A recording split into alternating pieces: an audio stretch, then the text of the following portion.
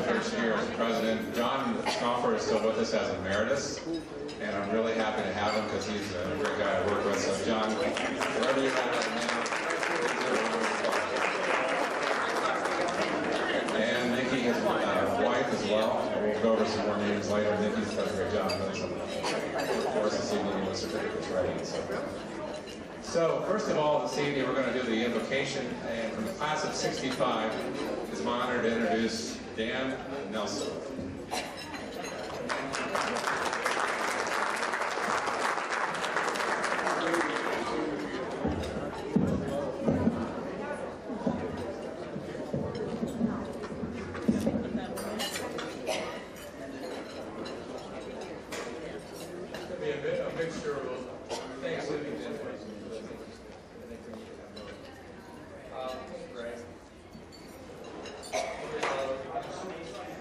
Thank you so much for all the gifts that you give us, Lord, for our lives, our health, our strength, for our provision for us and our families and those we care about, Lord, and for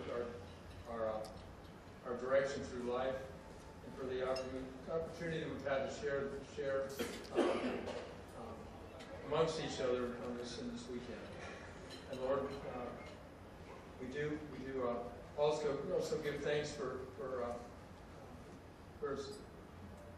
people, I guess, that are special to me and special to most of us here, and those are particularly our men and women in uniform, and we will include those who are in the armed forces, and particularly those who are in harm's way, Lord, that you would give them that hedge of protection, give them that sense of alertness and vigilance that they need to do their jobs and come back home. And Lord, also for our police officers and emergency personnel of all kinds, Lord, for those it's really those who we take for granted. And finally, I guess for the vets, I guess for having their lives saved, but we lift up special prayers for those who are disabled or having issues with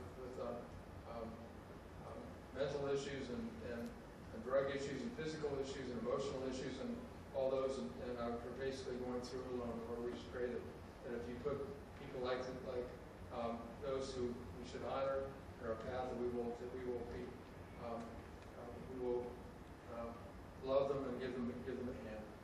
And Lord, as we do thank you for this meal and for this venue and for all those who help organize it.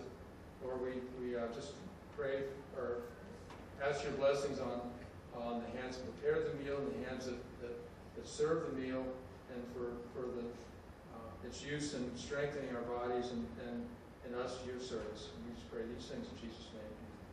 Amen.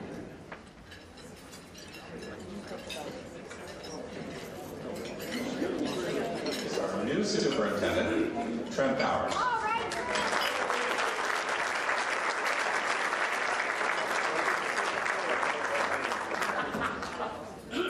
Good evening.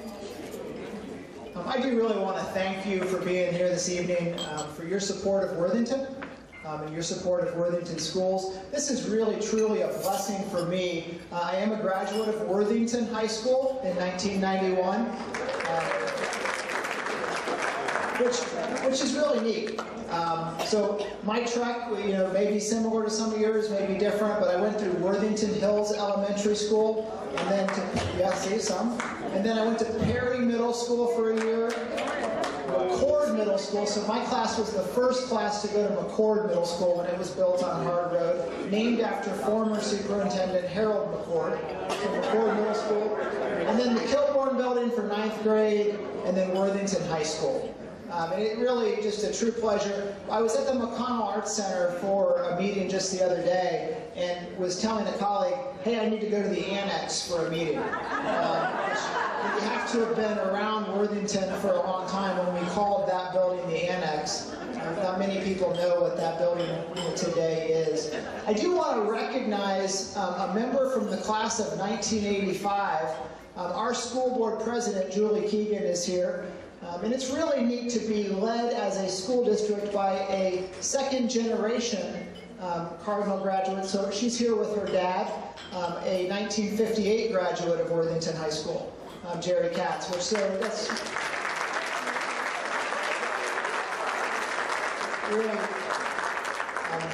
really neat for us. Worthington Schools, we now serve 9,500 students, and we do so in 19 different school buildings. Increasingly, our student population is more diverse, both ethnically and socioeconomically, than it has been in the past. We're excited about that. We think that that produces an environment for our students to learn in that is like the environment they will go out and have to compete in, because we're in an increasingly diverse and global society. But Worthington is a district that is both different and probably the same as the one you remember. Some of what's different is our kids now start at, we have a Sutter Park preschool.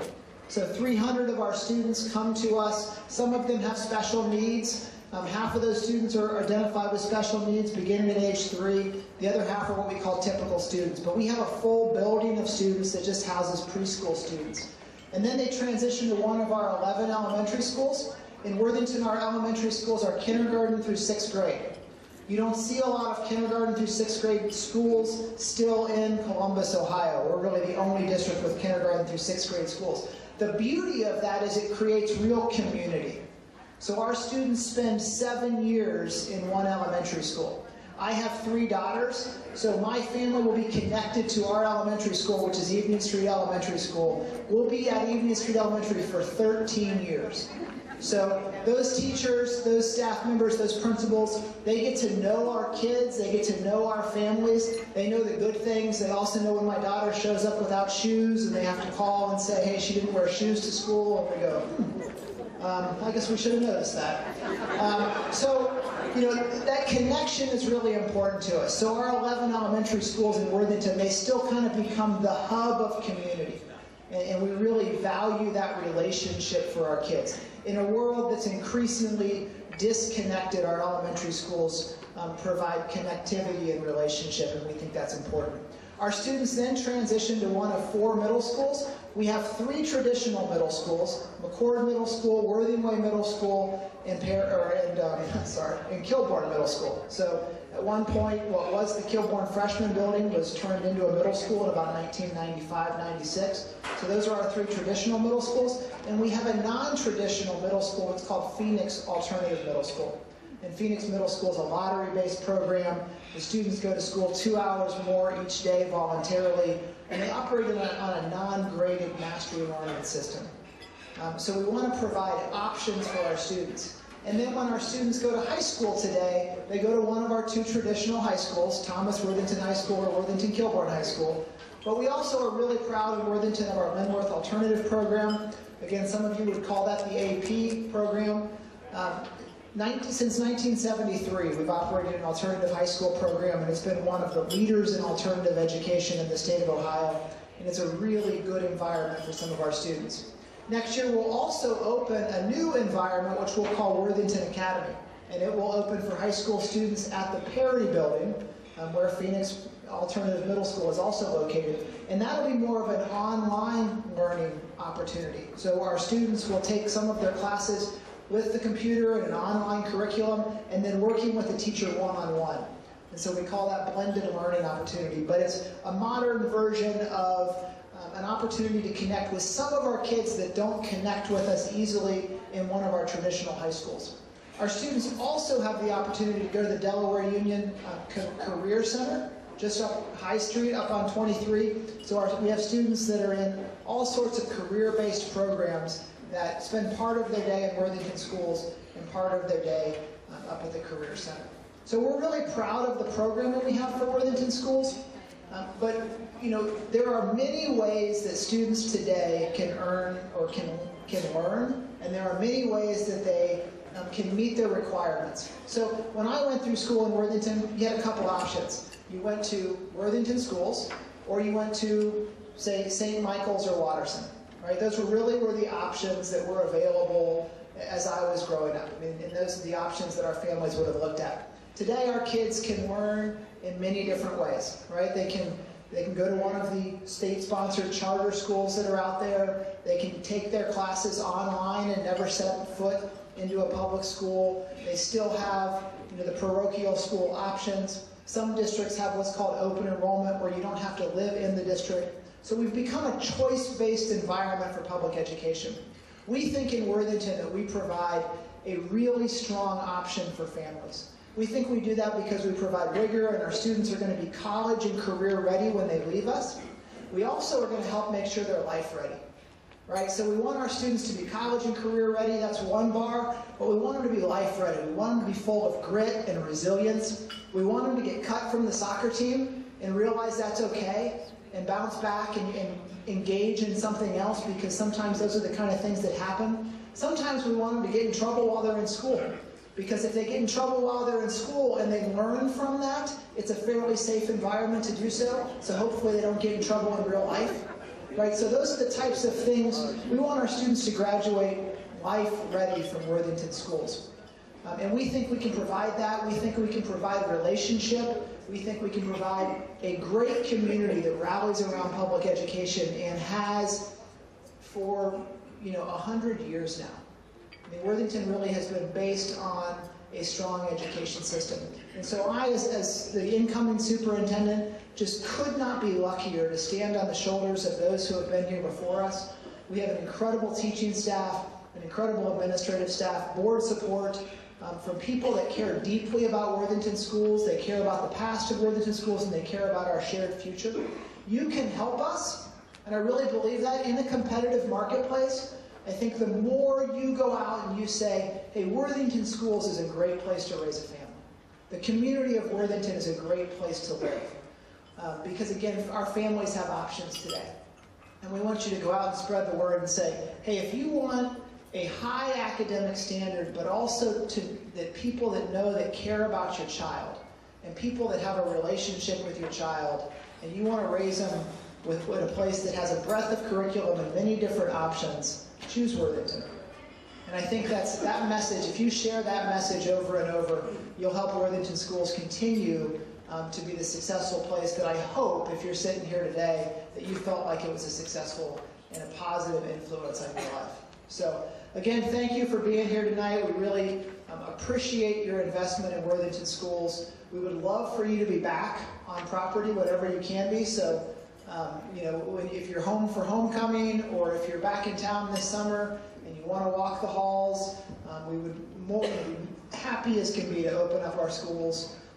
Although I will tell you, I gave the class of 1973, I don't know if anyone here from 73, a tour just a couple summers ago, and set the alarm off, and the police came. And I couldn't figure out where the alarm was and what we had set off. So you get in trouble too? I did. I did. But we went out and painted the rock together afterwards, so I think that was a success. So, guys, have a great evening. Thank you for having us.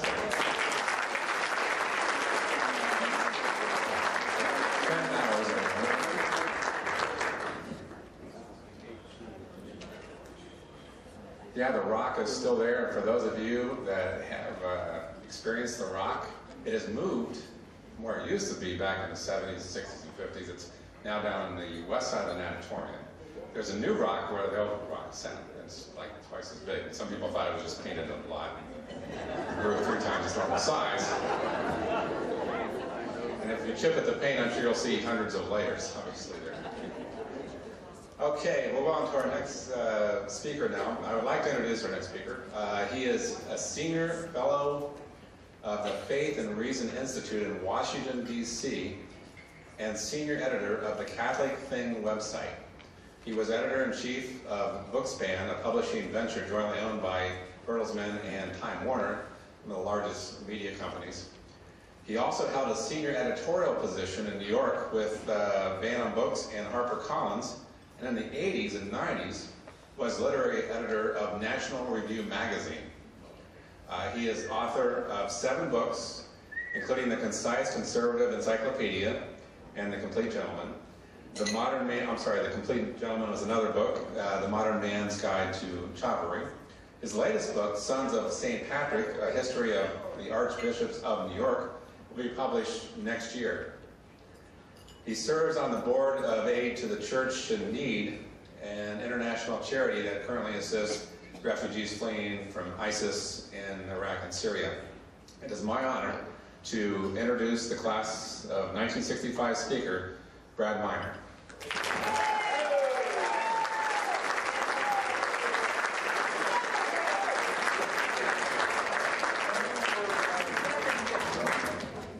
Put this back because, I'm a writer, so I've written this book.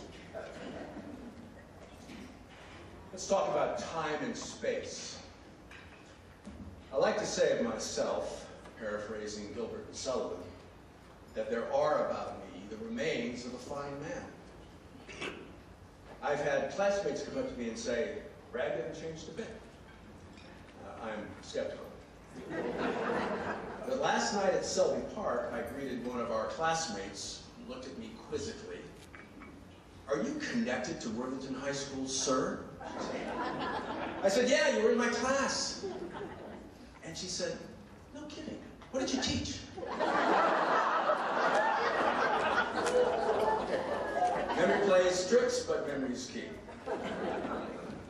I remember, as a little boy, I got it into my head that Central Ohio was the present, the center of time and space.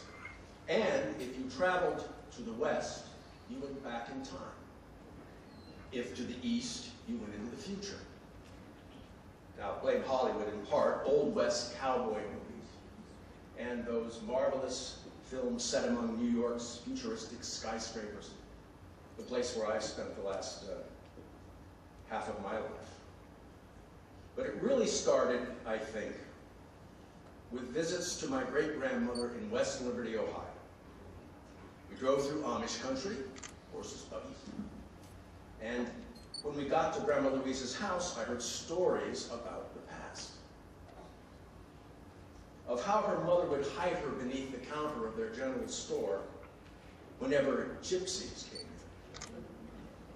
in. As she put it, to shop and to steal. These may have been Roma people from Ireland or Hungary, which she knew she never said. But although it was surely pure slander, the gypsies brought with them a reputation for kidnapping. And everything in her house was musty and dusty, and to me that meant old. Out back was a pump-handled well and a barn filled with dull, old tools, many from the 19th century and some older, I suspect. Then, on a spring evening in 1957, Grandma Louise and I were on the porch swing talking about school. What subject was my favorite? History. Which president was my favorite? I was going to say Teddy Roosevelt. I'd just done a 5th grade report on him based entirely on my reading of a Classics Illustrated comic book biography. But, on an impulse, I said, Lincoln.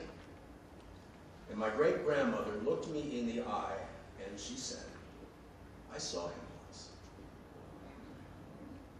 On the drive back to Worthington, Professor Miner, who many of you knew, disputed this. Dad reasoned that since she was born in March of 1863, she wouldn't really remember seeing the president's funeral train as it stopped to take on water and coal at the depot in West Liberty.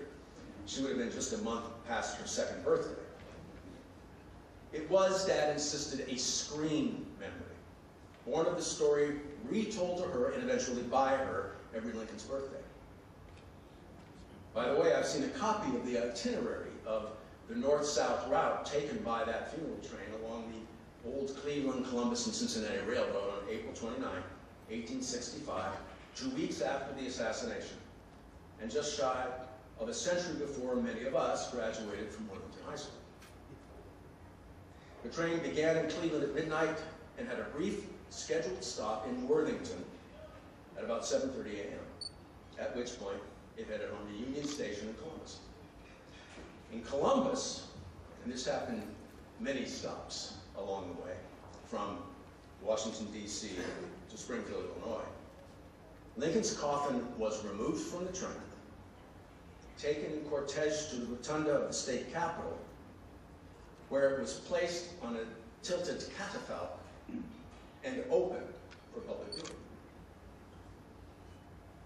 But that's not where my great-grandmother saw the great emancipator.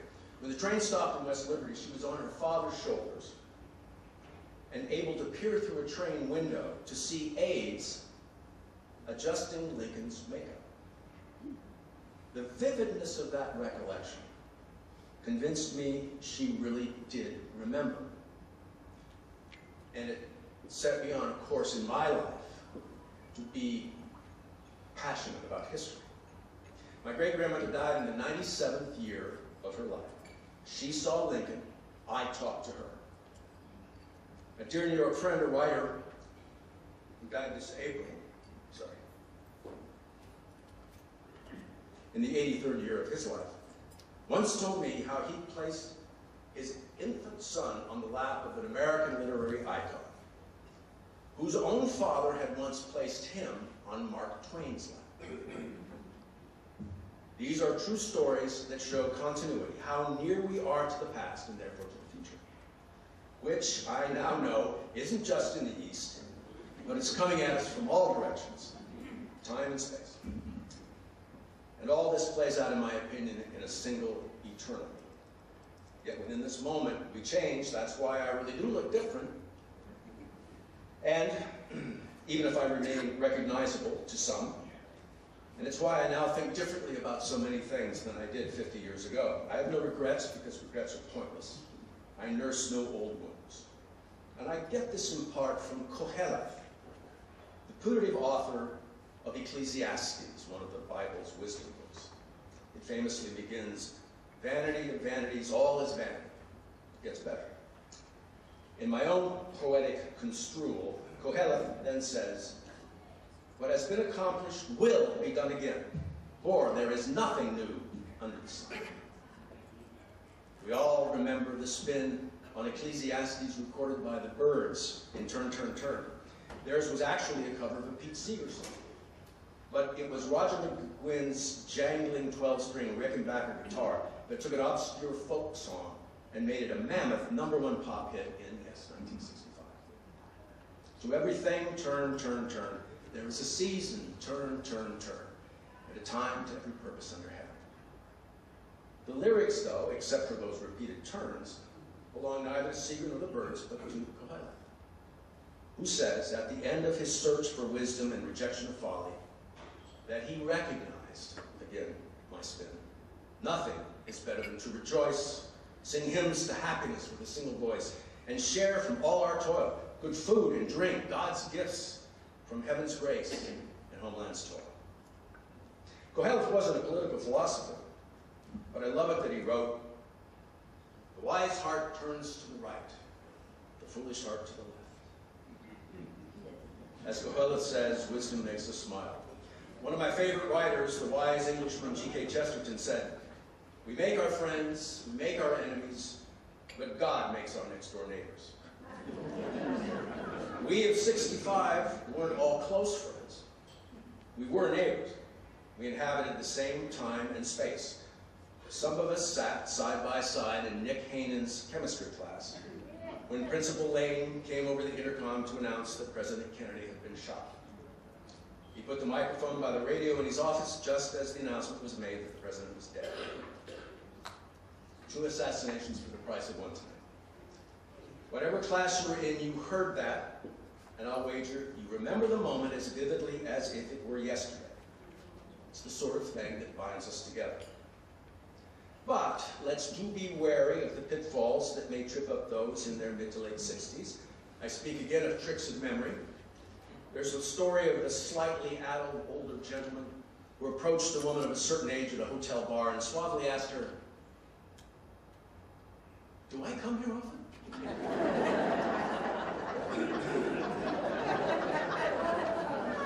It's all right, it doesn't matter how long it takes.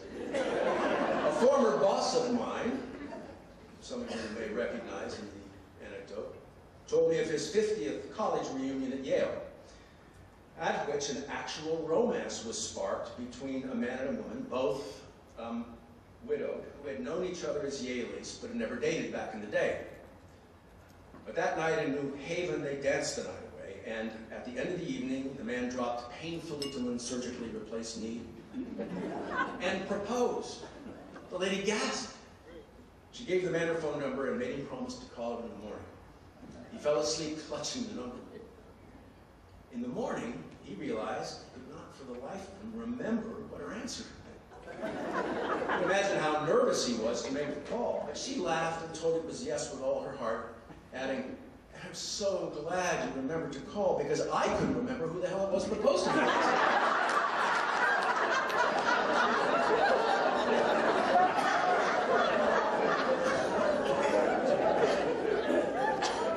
Let me end with a Worthington recollection, but not from 1965, but from our most recent year. I was at Sunday Mass before heading home to New York, at the church I would have gone to had I been Catholic then, St. Michael's. And the priest's homily was about a 19th century saint, someone I'd never heard of. Now, as a boy, the future saint was thought too slow-witted to amount to anything except a shepherd, the life he was born to. But he joined a religious order and stunned everyone by mastering philosophy, theology, and life. Which just goes to prove, the priest at St. Michael's said, the human person is not a puzzle to be solved, but a mystery to be admired. So, let's all have a great weekend admiring mystery in this time and space. Thanks.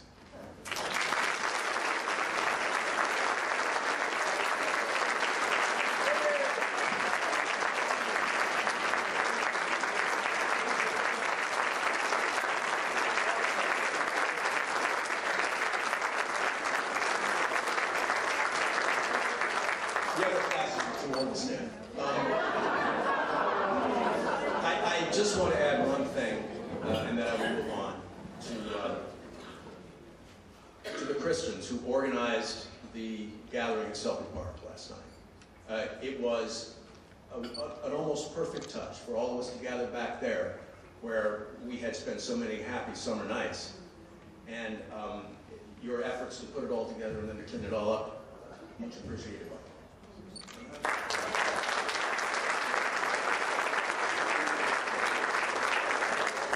Thank you, Brad. Brad Meyer, everyone.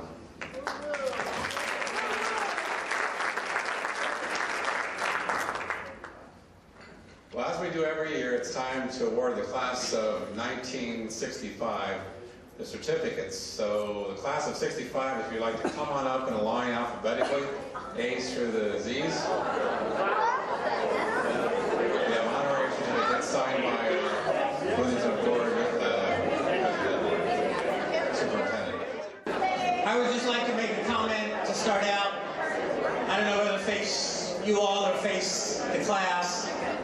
As a younger graduate, much younger graduate, I want to tell you how disappointed I am that you did not announce the dance last night at Selby, because I can remember as a young boy having to stand on the other side of Selby and not being allowed to go to the park to be in the dances with my brothers. So I could have stood on the other side of Selby last night and watched you guys. Hi, I'm Nikki, and I'll call your names and you can step forward and one of our gentlemen will hand you your congratulatory certificate for having been Worthington graduates for 50 years. First we have Barbara Baker Ball, Dee Bennington Edwards, Esther Brooks Hunter, Gloria Brown,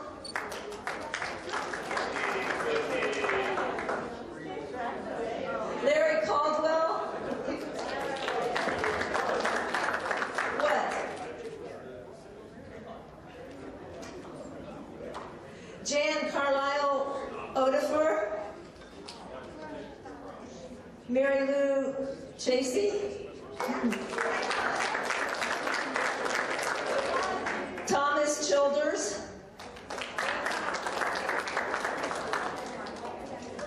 Pamela Cole Falk, Fred Crowner, brother of one of my best friends in high school, Debbie Day,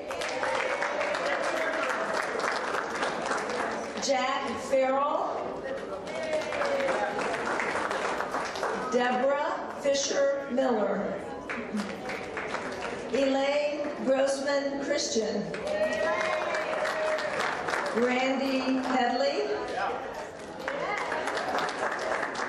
Stephen Hurst, Paul Crady, Sharon Landon Pittenger, Shirley Ann Mock Siegel, Maxine McGee Smith, Sue McGill Henderson, Alan McLaughlin, Guy Melvin, Brad Miner, who you've already met,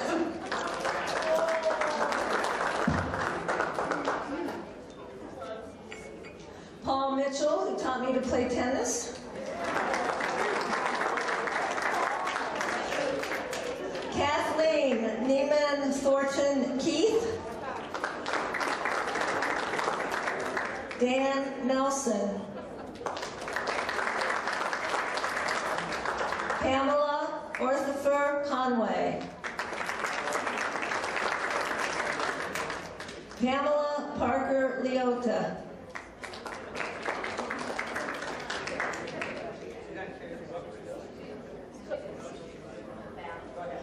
Don Russell,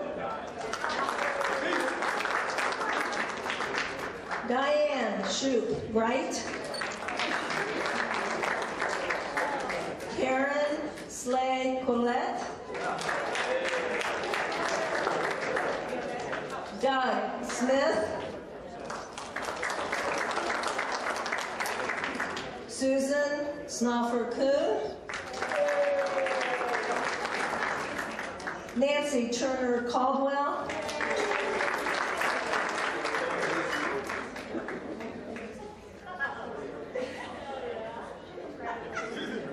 Mary Linda Warren Coombs,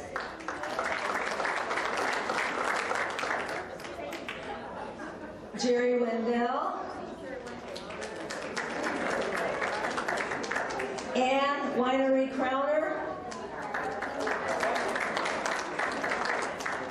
Jane Wolf Soloway,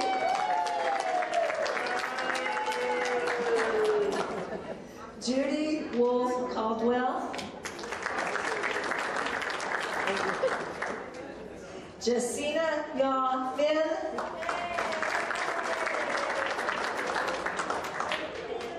and Peter Zeidemann.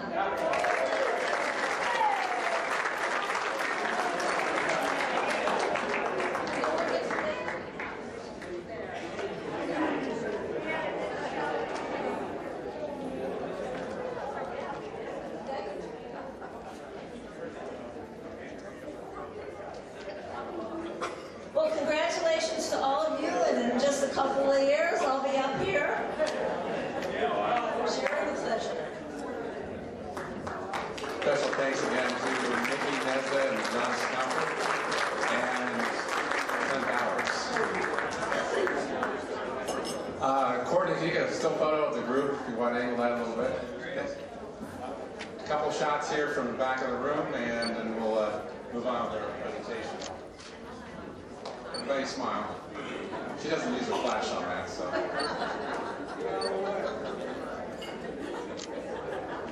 All right, we're good to go. Thank you very much, class of 1965.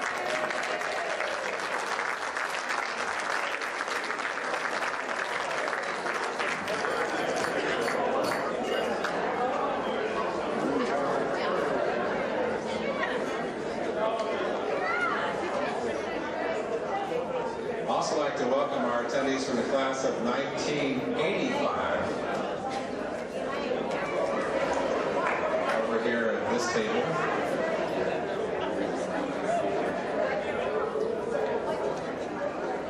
Julie Keegan.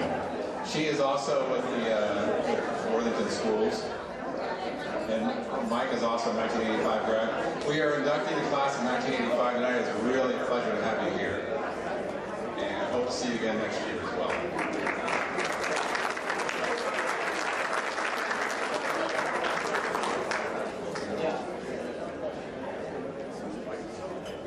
We also have some new magnets. Some people who lived in Worthington in the last 10, 15 years, you might have seen these little red circular magnets or blue circular magnets that sit on cars. They generally pile up at a car wash somewhere you see when they drive in on the ground. We've got them for $5 each. These are Thomas Worthington Cardinal alumni, brand new design. The softball boosters at Thomas Worthington came to me and want to know if we want some alumni magnets. So you just put them on the back of the car. And I'll also have the WHS version in the next 6 to 8 months. So if you get a chance to come to the homecoming game where we meet again, we'll sell we have the WHS magnets ready. I only have 23 left. They've been going pretty well. And Fred is going to, I guess he's going to do the honorary of selling them here.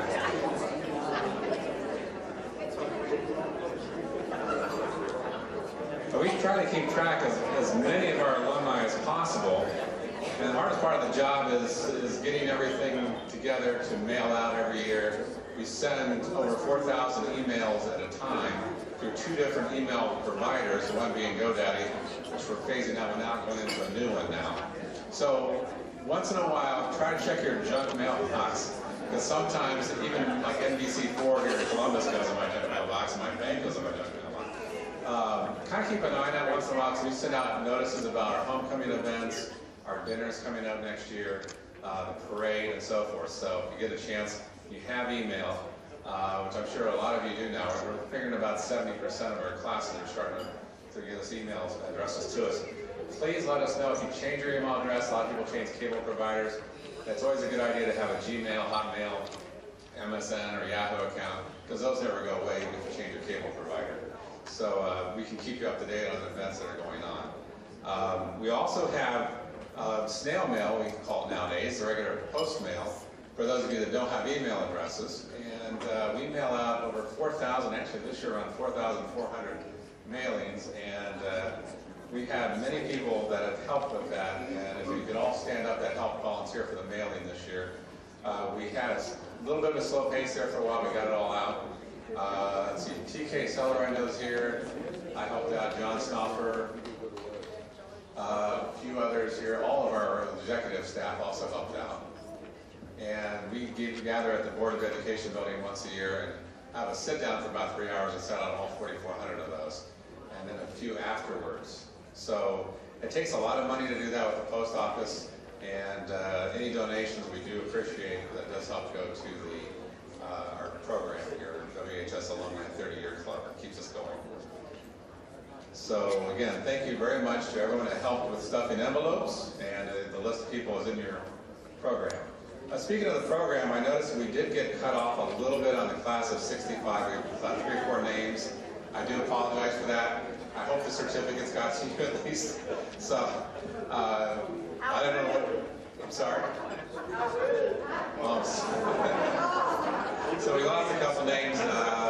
I'll have a list on the website later that you can check on if you want. So it's my first year, and I try to proof those, and some of them, sometimes they slip by us a little bit with the press. Also, we have some 30-year club business to take care of, and we have re-election of some of our trustees. Going into the term that's ending, up for renewal is Pam Hecker-Gallipol. Pam, you're here, aren't you? Back here, there's Pam. Nikki Nezda, Nancy Leach, Bill Pefferly, and Dan Owens. So we'd like to, these 5 individuals we'd like to have re-elected to the board and serve another 3-year term. So we need to make a motion, and all in favor say aye. Aye. All in favor say nay. All right.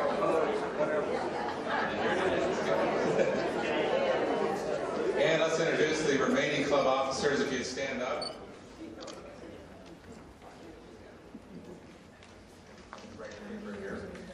Morris Bennington Clary. here somewhere? There she is. Susie Bonnell. Thank you, Susie. Karen German. And Diane Blaine. I don't see Diane. Oh, there she is. Without Diane, I would be completely lost. She has done so much. With her and Mert have just been phenomenal. I'm going to go over some more names here in just a moment. Getting out the name tags organized with Mert and sending emails back and forth, just trying to get everything ready, the certificates, the name tags, and who's coming, how we're doing it through PayPal, and who's sending checks and so forth. She's been a tremendous help on that, along with John's mentoring. So thank you very much, Diane. And also we have in our group Virginia Hetrick Dill, Virginia. And myself as president, Barbara Lang Taylor is here too. And Mary Ann Griffith Harnett.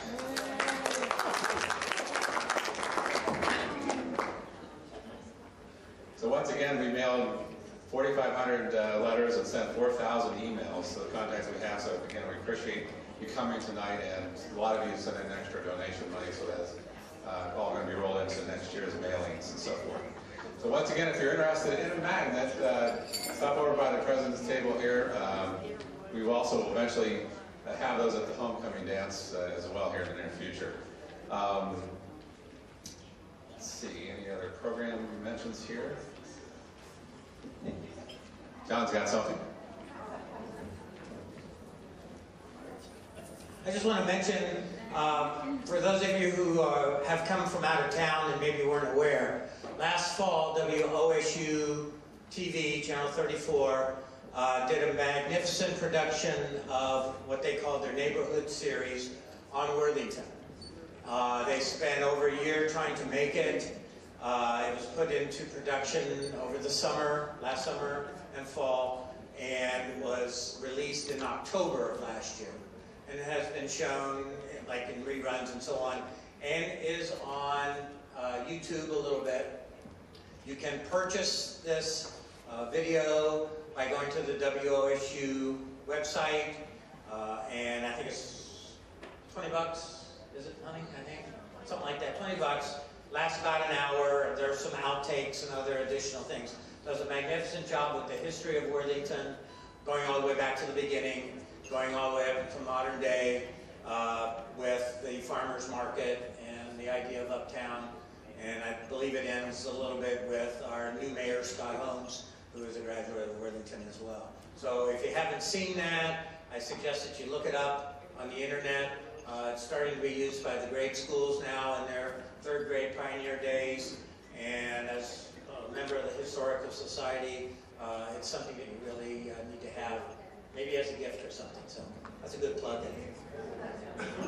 Great. Thank you, John. Mentioning that video, I was just looking at Andy Falter's page, and he was one of the actors in that series. And John's dad is also in that video, and it was tremendous. We saw it down in Natalie's coal-fired kitchen down on High Street and with WOSU here about a year ago, and a little under a year ago. And it is a great video to watch if you. And I know all of you have ties with Worthington, so if you get a chance to see it, look it up on YouTube or purchase it. That would be great. I'm sure you'd really enjoy it. But that had an award of some sort, and I can't get the internet to come up to show what it was, but Andy Falter, our actor, also a Worthington grad, mentioned to me, or mentioned on Facebook that it is up for an award too, so that's a little more plug for the video there. All right. Anything else we need to take care of, Tom? We're pretty well good? All right, he's mentoring me a little bit through this. Thank you. Oh, yeah. Feel free to stay and talk. Oh, Phil. Did you say anything about the ongoing list of deceased? Yeah, we do have an ongoing list of deceased on our website. We actually did put it in the program. Again, as people contact us, and as we find out through the Columbus Dispatch and some of the sources there, we post these as soon as we find out about them. Again, it is a new program over the last year, and the years prior, about 3 or 4 years back, we also have those listed on our website, which is behind us here at WHSalumni30yearclub.com, a nice short URL, right? You can actually go to WHS space 30 on Google to pop right up to the top. We've got real good positioning with the search engines, and for those who'd like to surf the web and look things up. So this will also keep you up on all the latest news, the alma mater, the class pictures, and we'll have the video from tonight's presentation in there as well over the next week or so. So again, feel free tonight to stay and talk a little while. We've got the room for a while yet. And thank you very much for coming in. It's my pleasure to have everybody here tonight, and it's my first year, so thanks for bearing with me.